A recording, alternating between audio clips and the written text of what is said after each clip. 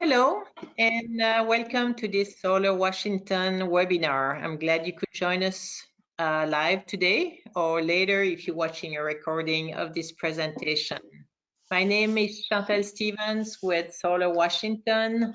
A few words about us. Solar Washington is a nonprofit organization whose vision is to promote and advance the sustainable and ethical deployment of solar energy in Washington state.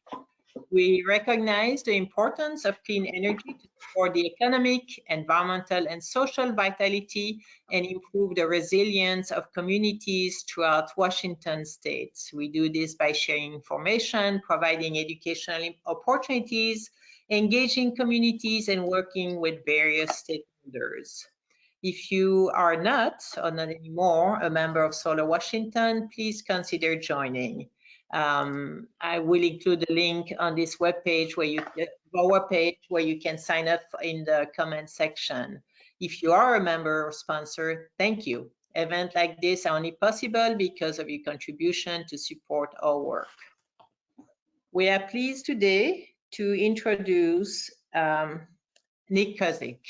Nick Kozik is a climate resilience program manager with the Pierce Conservation District. Nick has been serving in this role for over 5 years, providing technical assistance, outreach, and community organizing for rural communities across Washington state on subjects ranging from renewable energy to wildfire preparedness. His passion is fitting together the right resources in place at the right time to make good work happen on the ground. We will also be joined, I think, by Mia Devine from Spark Northwest, who may help at some point in the presentation. There will be plenty of time for questions at the end of Nick's presentation. If you have questions that can't wait, such as asking for clarification, please type it in the questions section. Also, when you leave the webinar, there will be a quick survey. Please take a moment to tell us what topic you'd like to see in future webinars. And now, Nick. Okay, thanks, Chantal. And hello, everybody. As Chantal introduced me, my name is Nick Cusick with the Pierce Conservation District. Really thankful for this opportunity to share about the REAP grant and how we were able to assist folks with installing solar on their properties and how we can help you. I am today going to get into some quick background about what REAP is. However, this webinar is going to take a little bit of a different format from similar trainings we put on before about REAP. I'm going to be spending most of my time talking about a new toolkit that our team developed. So you and contractors can help your clients with developing REAP applications. Our team has received actually a few requests for something like this for a while now, especially recently as we've seen a big spike in interest with the Inflation Reduction Act last year. We're kind of reaching the point with our team where requests for our assistance are beginning to exceed our capacity to be able to help. And so we're trying to train other folks like you to be able to take on REAP so that we can spread the workload around. I am still going to go through a few cliff notes on what REAP is in case you aren't already aware of what that's about, along with some of the changes that came with the IRA. But if you want a deeper dive into REAP, I really recommend an excellent webinar that Solar Washington put on with Micah McLean from USDA earlier this year. Before I get there though, with all of the content, I wanted to give you some background on who our team is, which partners included on the team include Pierce Conservation District, Spark Northwest, that's Mia Devine, Snohomish Conservation District, and most recently we added the Latino Educational Training Institute to our team. And we cover the entire state of Washington. And one of our partners, Spark Northwest, also serves Oregon, in case we have any folks joining from there. Our team is also grant funded from another USDA grant, which means we can help your clients at zero cost. Our technical assistance means we can do return on investment analysis and system sizing. We can review available incentives with clients, and we can also determine eligibility for grant programs. We also are able to do energy assessments, which in the case of the REAP program, those are often really only required if there's a residence co-located on the property with the business. The biggest chunk of what we do, of course, is developing the REAP applications. And then finally, we're also able to connect clients with other resources. REAP stands for the Rural Energy for America program, and REAP was originally created with the passage of the 2008 Farm Bill, and it's administered by USDA Rural Development. REAP is a grant and a loan program for renewable energy and energy efficiency projects. And it has two intended recipient groups: egg producers and rural small business owners, which I'll get into more exact definitions of what these two groups are in a minute.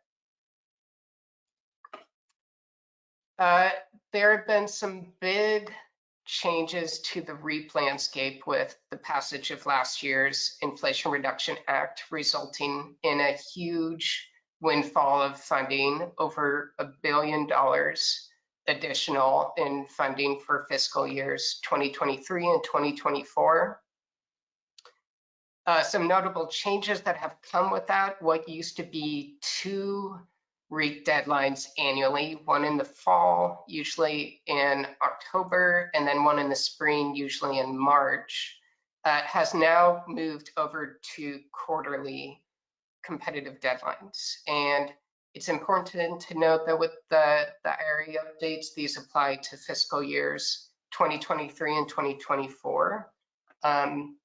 It's a little bit fuzzy on the details about what comes after that, but that is the case for this fiscal year and next. Big news too is that the 25% grant has now increased to a 50% grant for eligible projects.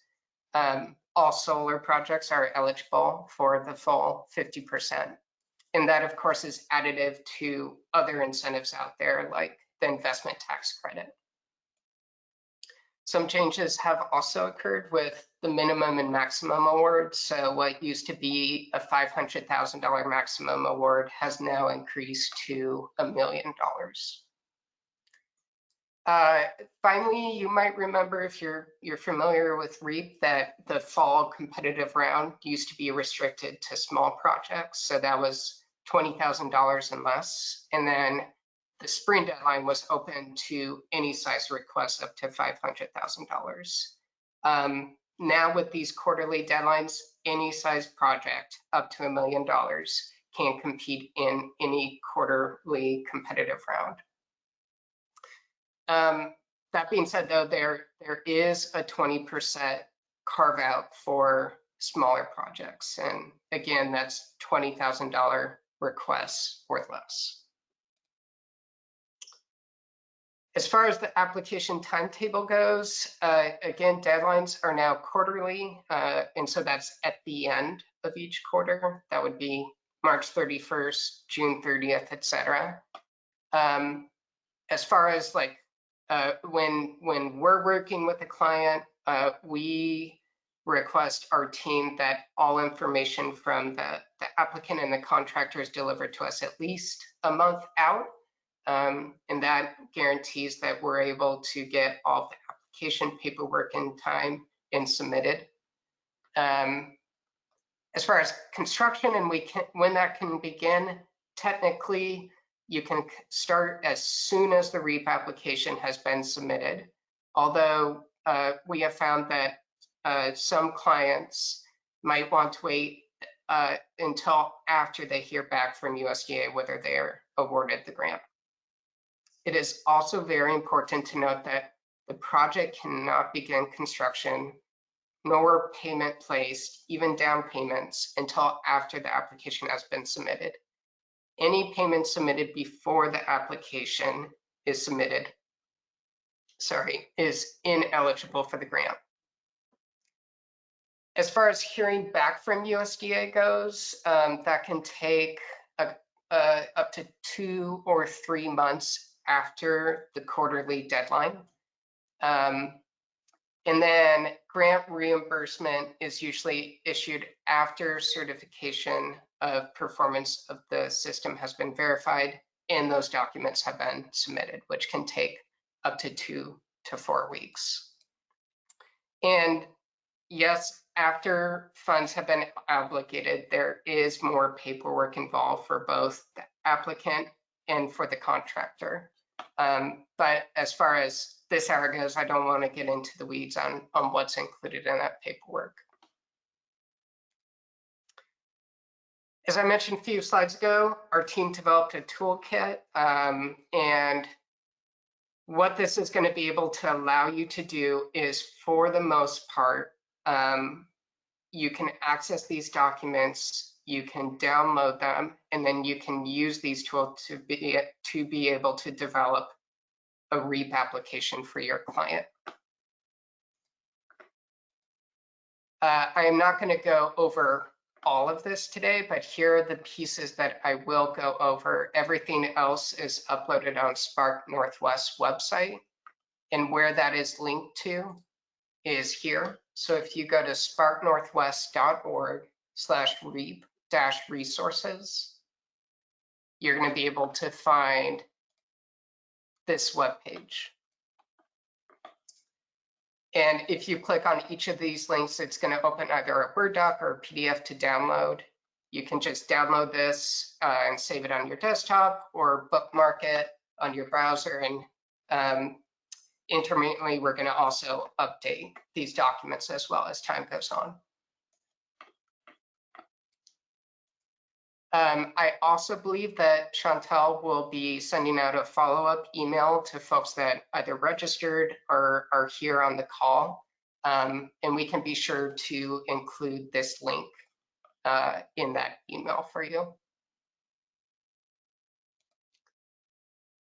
Okay, so jumping into what is in the toolkit, we have a document that goes into further detail about REAP eligibility criteria, but just to provide you a high-level overview, number 1, the client must be an agricultural producer or a rural small business. An ag producer means they can be either in an urban or a rural area as long as 50% of gross receipts come from agricultural production and sales. If they file their tax returns as a sole proprietor, meaning their business income is listed on their personal tax returns, they need to factor in other income like spousal income or secondary income sources, which decreases the likelihood, maybe, that they'll hit that 50% threshold. However, if they're filing taxes as a separate tax entity, so usually an LLC, they don't have to include all of that other information, which probably means that they'll more likely hit the 50% threshold. Now, even if they don't hit that 50% income threshold, they can still qualify for REAP. They just wouldn't qualify as an ag producer. They would qualify as a rural small business. And I'm about to get into that as far as like, what is a rural area, what qualifies as a rural small business. Included in that definition, a rural small business will usually be a sole proprietor, it'll be an LLC, it'll be an S Corp. It needs to meet Small Business Administration NAICS code size standards. And if you Google SBA NAICS code size standard table, you're going to find this table here. And they have hundreds of codes, but you're going to, based on the business, the type of business, the business definition, you can look up the appropriate NAICS code and you can see the size standard listed in either millions of dollars or number of employees.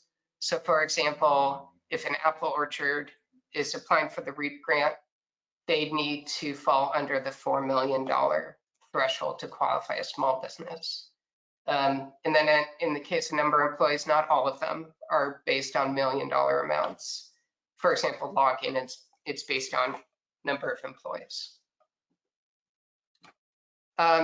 Finally, the project site needs to be located in a rural area, and USDA has an exact definition of this. If you go to USDA REAP's webpage and you scroll down to overview, in the section, what is an eligible area? You're going to see hyperlinked check eligible areas. And this is the map. I'm going to actually open it again.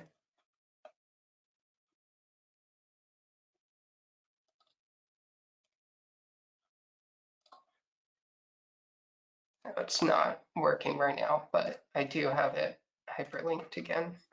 And we'll have this on the toolkit as well. But when you click on the map, you're going to want, there are two hyperlinks here. One has REAP under it, and then there's a second map. You're going to want to click the first one. And then I'm going to demonstrate how this map works real quick. So I'm going to copy and paste an address in. And there's a search bar for find your address. You punch the address in and hit go. And either one of two things is going to happen. There's going to be a pop-up window, and the window will either be in red text and it'll say this address is not located in an eligible area, or, and I'm going to type in a second address, it's going to pop up with green text and it's going to say this address is located in an eligible area. And that means you're good to go as a rural small business. If you zoom out too, you're going to see that everything in this yellowish orange color here, just to gain some perspective, is ineligible based on USDA's definition of an ineligible urban area. And usually as a best practice, I always like to recommend folks that they check their address first here. And the reason for that is that even if I've had some instances where by all appearances, a property appears to be rural, driving by it or looking at it by satellite imagery. But once I punch it into the address, I discovered that they are just inside of the zone of being in an eligible area. So no matter what, I try to make a practice of using this map.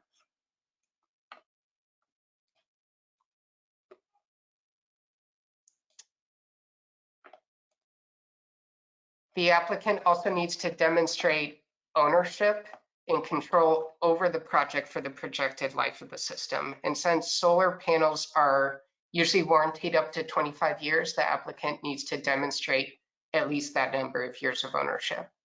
And there are usually two ways to go about this. The first is if the applicant owns the property. It's really simple to just go to the county assessor website and then print the parcel information with the landowner's name visible. Now, if the applicant doesn't own the property, they need to produce a written lease agreement with the landowner that includes the number of years that the agreement is in place. And that has to be a date or number of years upon signing showing at least 25 years or however long the project is estimated to be in production. If there's a residence on the property, it can get a bit tricky. At least 50% of the energy generated by the new system needs to go towards the business. Also, only the business energy usage qualifies for the grant. So hypothetically, 60% of the energy generated by the solar panels goes to the business, and the remaining amount goes towards the residents. That means that what used to be a 50% grant, taking 40% of that amount, results in a 30% REAP grant. The math on this is very easy to split out with historical energy usage if the residents and the business are on 2 separate meters. However, if they're located on the same meter, an energy assessment needs to be completed on the property to tease out the business energy usage amount. And in a few slides, I'm going to show you what that looks like. And again, our team usually is able to provide that service since we're experienced with that.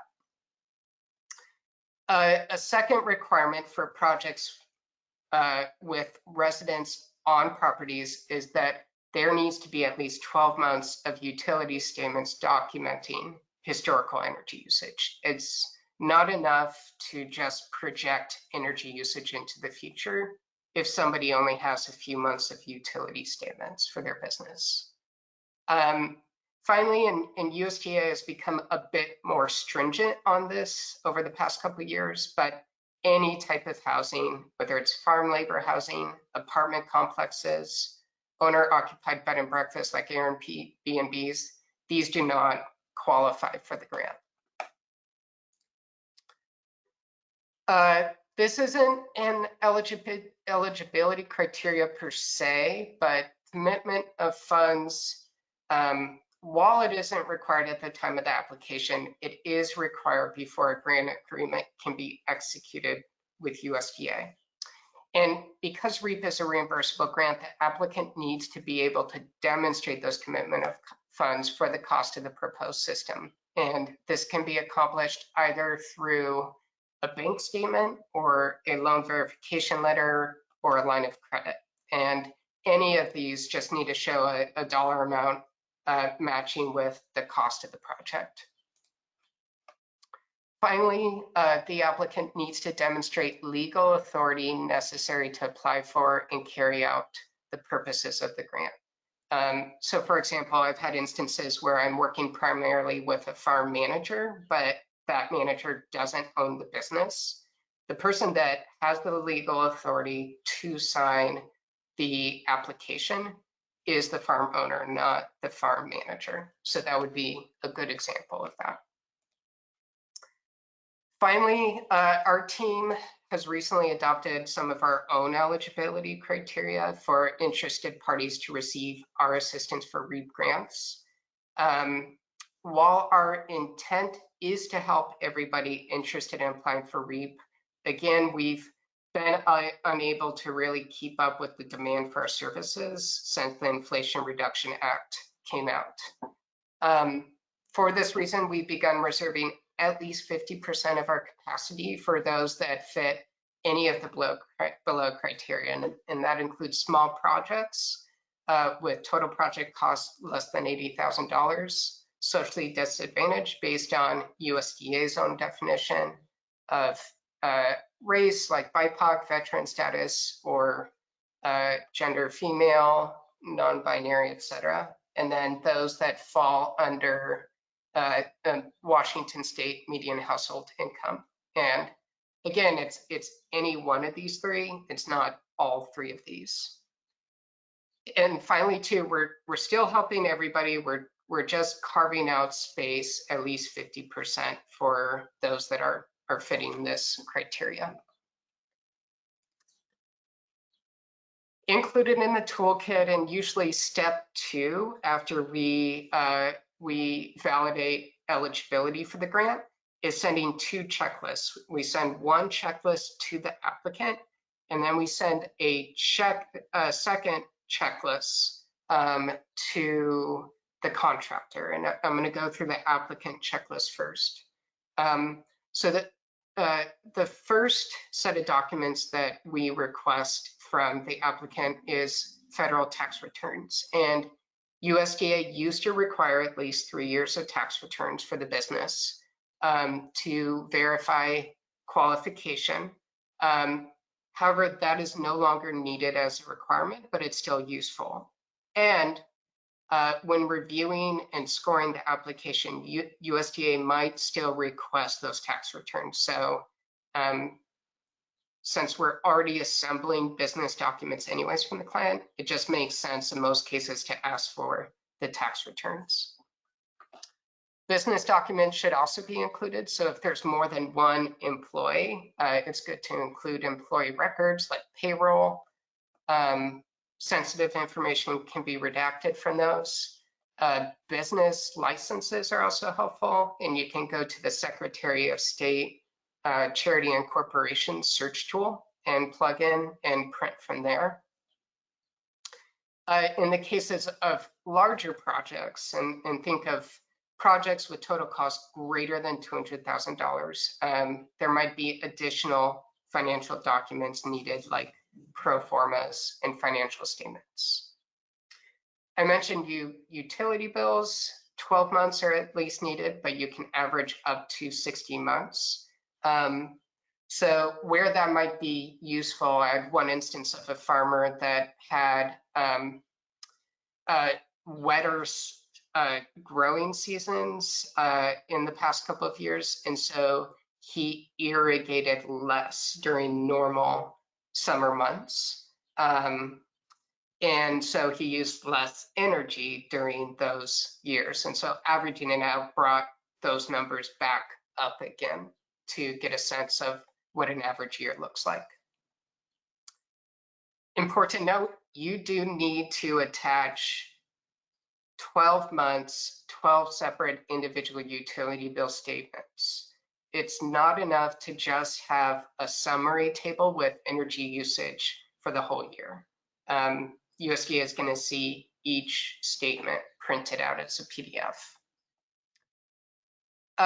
One of the more time-sensitive pieces that the applicant needs to get on is registering for a unique entity ID number with SAM.gov, and in that toolkit on Spark Northwest webpage. Instructions are attached on how to do this, and you can share that with your client.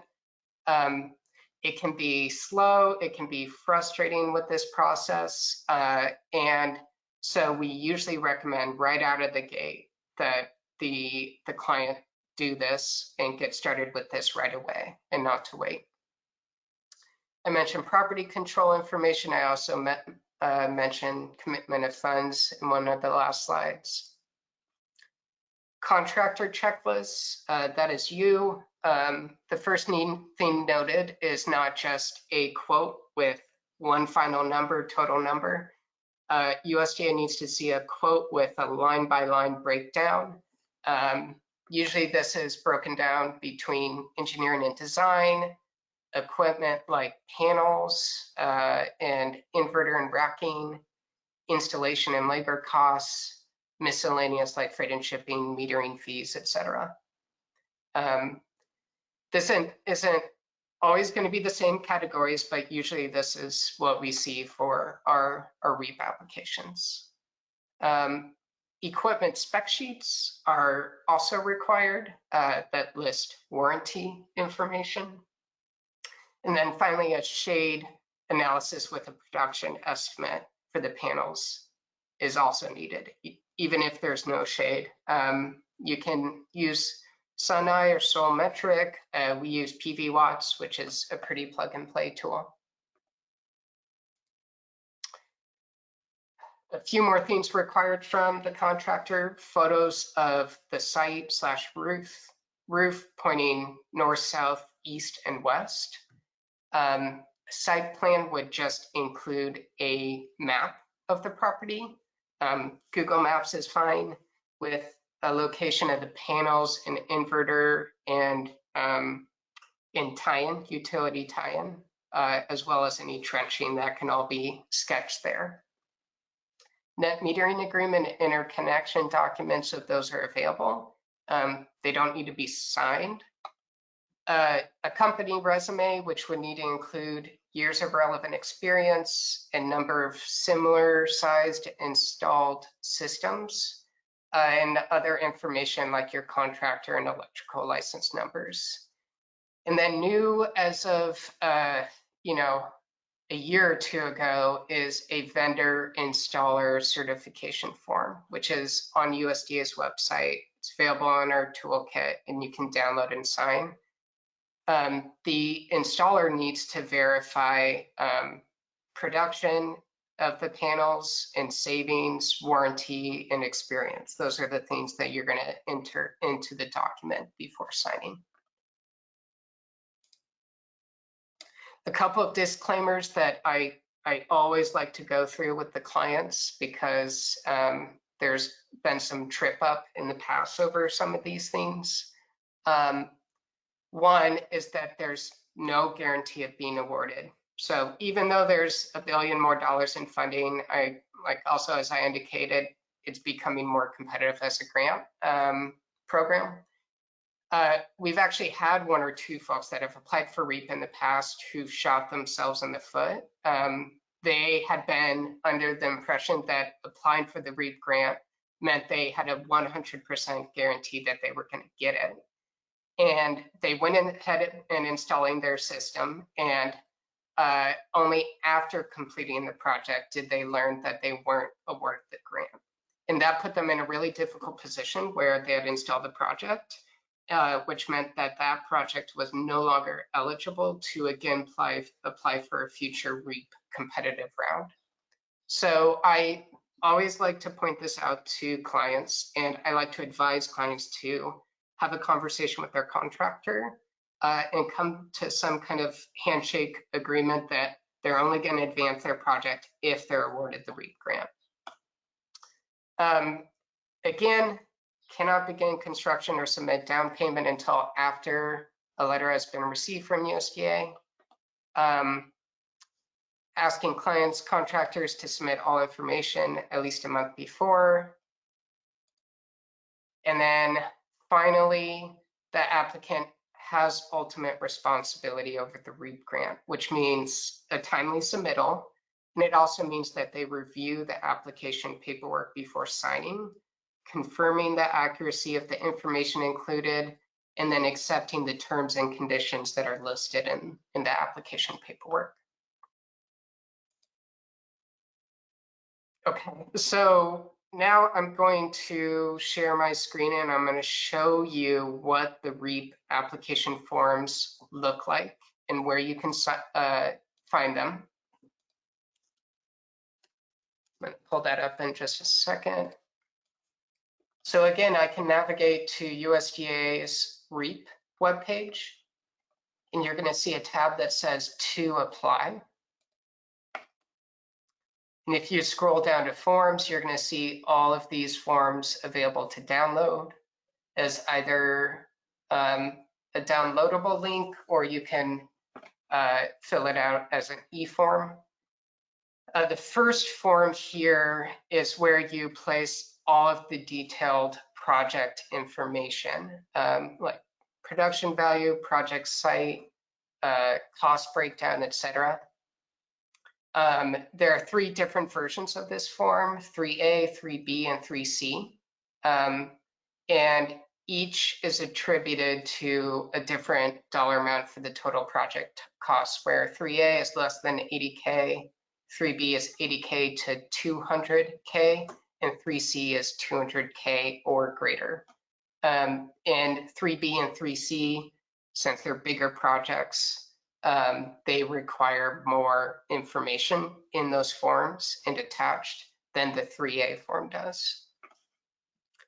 Other information includes Form 424, which includes financial info, it includes information required to upload to grants.gov, which USDA can do. And then 3C is the cost breakdown. 424D is assurances. There's an environmental checklist for review, and then the vendor installer form. And on the REAP toolkit webpage, if you scroll down, you're going to see examples of REAP applications that we've completed before and submitted. And I'm going to pull one of those up now just to show you. Information's redacted, but it includes a table of contents in how we organize all of the information and zip it together into one PDF. That includes the REAP paperwork and the attachments that come from those checklists that I was talking about. This is the 4280 form, which includes business name, demographic info, business description, and contact information, project costs, and production generation of the system. And what that does is this PDF is interactive, and there are formulas in the fields where as you enter the information, it calculates these numbers here for simple payback. And this is the simple payback value is factored into how that application is scored. Your information as a contractor, and if you've attached a resume, you could just type that in here. So for example, with years of relevant experience. This information is left blank because it's an energy efficiency project. Positive effects on the environment include fossil fuel consumption being replaced, commitment of funds, certifying things are attached, and then the applicant signs. Here's the 424 form with project site information, contact information, catalog number for the REAP grant, and a few other things. The 424C form is that budget with the breakdown costs, so engineering fees, equipment, stuff like that. And then this is where you would enter the 50% REAP grant amount unless there's a residence on the property. Then it would be a reduced amount. General construction assurances, which I would recommend the client review. And then I mentioned the environmental checklist, which we don't have uploaded yet to the toolkit, but we're developing a how-to document with some instructions on how to complete this. Basically, what you need to do is you need to click on several maps like FEMA's floodplain map, a wetland map, endangered and critical species map. You need to punch in the location and then print a PDF of those maps. And you enter that information along the way to verify, yes, no, it's in a wetland or could it impact a wetland, etc. And then you, the contractor or whoever is completing this environmental assessment needs to sign this form. 80-30-30 is one of the final forms regarding felony convictions or tax delinquency. This is only needed if you're a corporation, so not a sole proprietor.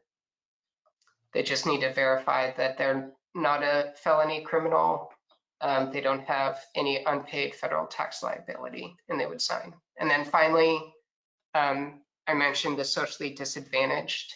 They have to self-certify that either they're a veteran or the business is owned by a member of a socially disadvantaged group as well. And that is it based on the USDA forms.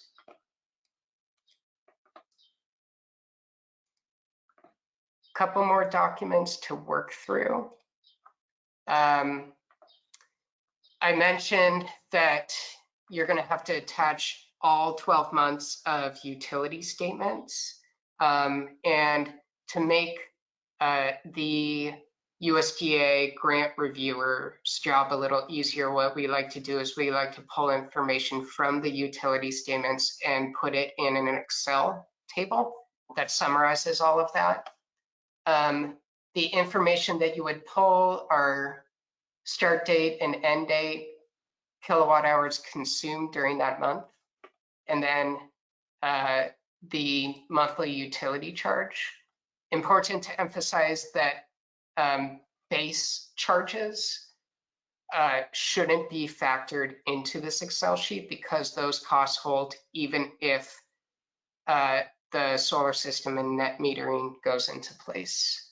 So the factors you want to include are the electricity charges, any power cost adjustments, etc. And all of that information can be plugged into here. It spits out a number as well as total proposed solar production and then the cost savings with that.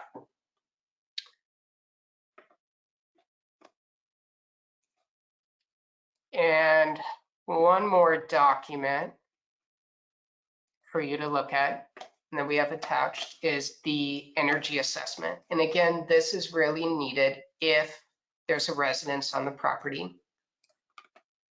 We have an example PDF on our website so you can get a sense of what this looks like. But the information that you need to be able to plug in here includes the appliance type, quantity, watts, or you can calculate that, of course, from volts and amps. And then the average hours used per day. And in the case of some appliances, that's not going to vary seasonally, but in the case of others, it will. So for example, space heater, understandably cold months, it's going to be used. Summer months, it's not going to be used, and that would be zero value. Also, if there's a well pump or irrigation pump on property, information like horse pumps or horsepower, gallons per minute, etc., that can be entered. And then out spits a number of projected business energy usage in this column. And then you can copy and paste in the total meter energy usage from the utility statement. And you're going to be able to deduce from that that subtracting this number from this number is going to result in the residential energy usage, which again does not qualify for the grant. You're going to pull the number from the projected business energy usage here, and then however much energy is being generated by the system, that number goes there. And then business usage, divide that by energy produced by the solar system, results in percent of solar production used by the business. And in the case of this example, that's 77%. And so in this instance, this person would qualify for 77% of the 50% REAP grant.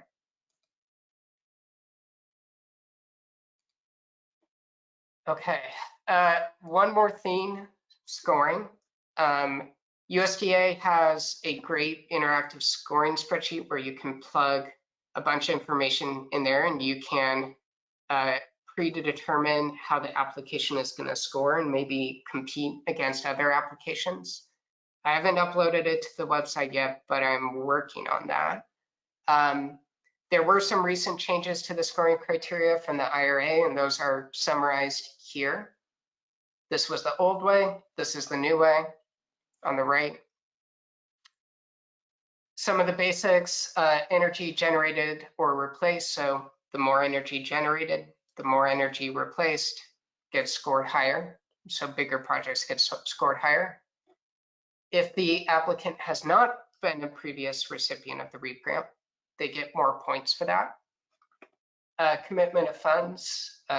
So you get the greatest number of points if you can demonstrate 100% commitment of funds. Environmental benefits, which I showed in that very first 4280 form. So that includes things like offsetting fossil fuel emissions, etc. Located in a disadvantaged community, which there's a map for that. I'm going to pull that up quickly.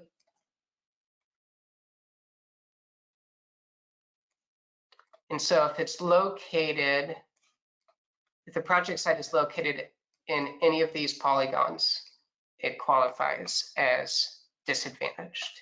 and you could just punch in the address here. And there will be a link in the toolkit for that. And then finally, the state director has some discretionary points they can assign. It can fit into one of 5 categories with that. One, it can be an underrepresented technology. Usually solar is not an underrepresented technology. 2, it can achieve geographic diversity. And so in an instance of something like that would be an application that comes from a county that has never received a REAP grant, or has been underfunded compared with other counties in the state. Socially disadvantaged, which you saw that definition, or veteran, helps further a presidential initiative or a Secretary of Agriculture priority. So I don't know of any that are out right now, but I know a couple of years ago, the Secretary of Ag had a special initiative priority for beginner farms and ranchers. So that would be an example of that. And then finally, if it's located in a federally declared disaster area, where a declaration has been declared, at least within the last 2 calendar years. And if you have questions about any of this or the spreadsheet interacting with that, you of course could reach out to me or Mia or USDA. And just like that, I'm done. So I can leave my screen up here because it has my contact information and Mia's, and then of course the toolkit link. But we have the rest of the time, I think, just for questions and answers.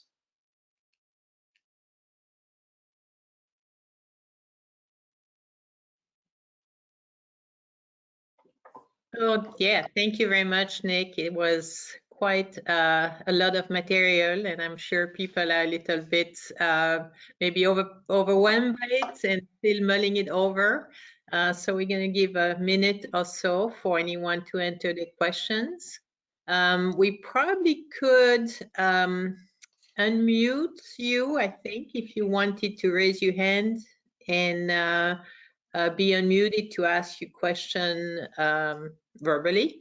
But otherwise, please type it in the question box. And I definitely want to thank Nick and Pierce Conservation District and Mia, who may be joining us at some point, but certainly Spark Northwest for their for bringing this to us as a really important webinar to have right now, given that the conditions are a little better. It's still pretty overwhelming, the work that has to be done to get to one of those grants, but certainly with 50% and higher levels of grants, this is a fantastic time to be applying for one of those. So let me see now. Yes, a good question. Does REAP cover nonprofits? It does not cover nonprofits except for agricultural nonprofits. So if it's a nonprofit that has agricultural sales or is a cooperative, that would qualify for the REAP grant. Okay. Is there an electronic way to apply for the SAM number? It is an electronic portal, so it's not paperwork forms. Yes. So if you go to sam.gov, they would create and register an account and then take it from there. Did you say you zip up all the final files? Any other guidance for the actual submission? Yes, all of the files are on Spark Northwest webpage, and you can click and download. It might be easier actually for me to also create one link that has a zip file to download. So I'll talk with Spark Northwest about trying to do that.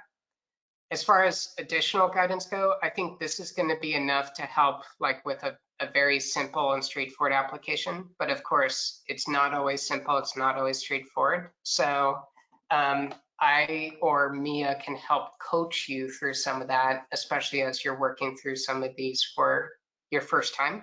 Just reach out to either of us, and we can always talk with you. Great, thank you for that. This is a USDA program, and you mentioned Oregon earlier, so any changes would also apply to Oregon, correct? Yes. Yep. Is there a quarterly limit? Excuse me. Is there a quarterly limit for the amount of money granted for Washington State, or for that matter, for any state? So there will be some amount of rollover between quarterly deadlines. But yes, there's a dollar amount assigned per quarter as well. It would be good if in an application that you've helped with hasn't been awarded, to reach out to USDA Rural Development, Michael McLean, and ask whether the applicant will be rolled over to the next competitive round, or if they need to submit their application again. But I believe it's the case if the quarterly deadline is in the same fiscal year. So for example, September might roll over to the December competitive round. I do see that Mia joined us, but she did join us as a participant, and she's trying to talk. Yep, I think I unmuted you. Yeah? Do you want to answer anything else to add to any of those questions? Sure. Yeah. Sorry, and I'm kind of have bad cell phone service here, so hopefully you can hear me. But I just wanted to follow up on the question about how we submit the final application, and we do typically combine all these individual PDFs into a single PDF that can then be emailed to USDA. And I typically put it onto DocuSign for the applicant to sign everything digitally, and then they can download it and they can email it into USDA. It used to be that they had to actually print the whole thing out, which typically was 100 pages, and physically sign and mail in the application. But now USDA is accepting it electronically, but it does help. I found to have that DocuSign with the date stamp on it. Thank you, Mia. Thanks for catching that, I Mia. see that Mike raised his hand, also had a question. So I don't know if you have a different question or a follow-up to the response. Mike, are you on? I don't know if you can hear me. Can you? Can? Yes? No, I threw up my hand and then typed in the question. You answered it. Thank you. Okay, great. Thank you. We had another question. Please repeat the disallowed business types. What's that? The disallowed? Yes. I can flip back to that. Just give me a second. And Scott, you yes, you said there were 3 types, and it didn't show up in the detail of your slides. So, and one of them, I thought you said B&B. There were. Oh yes, so that has to do with residences on a property. So there are a few examples of that. It's not just limited to those 3, but farm labor housing, multifamily housing / apartment complexes, and any owner occupied bed and breakfast / Airbnbs. Okay, all right. I got another question. There are several of the forms you showed us are manual, like pen and ink kinds of signatures and stuff. Can these be converted to fillable PDFs and used, same content, but just so we can do it remotely? Yeah, only the examples are printed and not fillable, but you can download them from USDA's webpage. So they're all been converted to PDF. They're all PDFs. Yep. Okay. Thank you.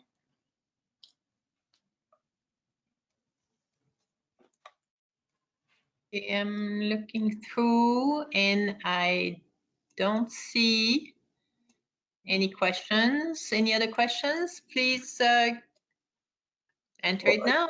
Raise your hands if it's easier. It definitely should be here. Mia, did you want to add anything? I can. I've got to follow up. Oh no, she left actually. Anybody? Did somebody say you had a follow-up question? Me, Scott, did you see me? We can hear you. Okay, good, great. So you said something about not doing multi-family apartment buildings, and something about nonprofits. And I'm aware of a situation in rural Washington where there's an organization that does, low-income housing. It's a nonprofit, and they got lots of units that would benefit from using this.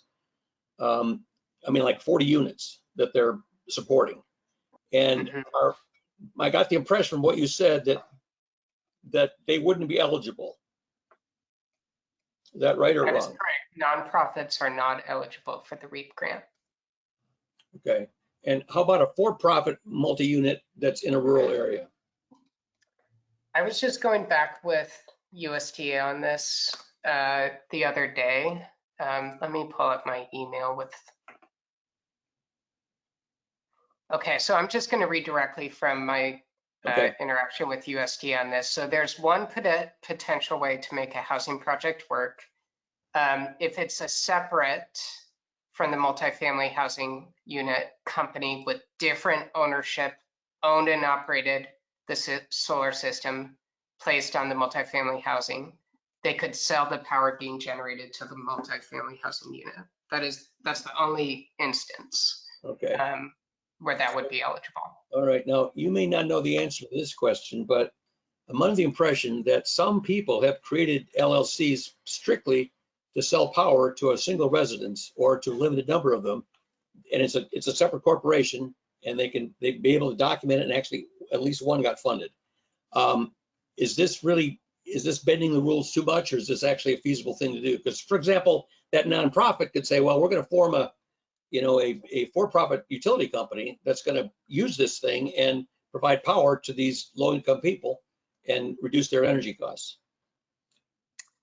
Yeah, again, just pulling. So I have not personally had experience with that, but pulling from that language from USDA, if the LLC has separate ownership structure, so two separate people, I see. that might be eligible, but it also gets murky. And usually in these instances, case by case, I walk through that with USDA because they're the final authority on things like this. Okay. All right. Thank you. Well, I think that this may be the last question on our list. Just a few more seconds here to ask you last question. If there's one, or please raise your hand. And if not, again, I just want to make sure that we all recognize Nick for a very challenging presentation, very dry, of course, because the subject matter was very dry, but making it very understandable and very visually. Somebody says hello. Is that a... No, I think you did a great job, Nick. It's terrific. Very informative. Thanks. We have a question here. If I can. Hello, yeah, I posted a question in the questions board. This is Gus from Dynamic Solar and Electric. Yes. I was wondering if there was a quarterly limit for the amount of money granted for Washington State. There is. I don't have that amount right in front of me, but I could include it in the email that I think Chantel will send out. Yes. Awesome, thanks. You will receive the email. If I receive all the documents from Nick, I will let the email out probably on Monday. It takes about 48 hours for the webinar be processed and ready to be shared. Okay. So yeah, they will be, this has been recorded, and we will have, you will receive the link to a recording of this webinar. As you complete your application, you may want to go back and watch some sections again to help you with the process.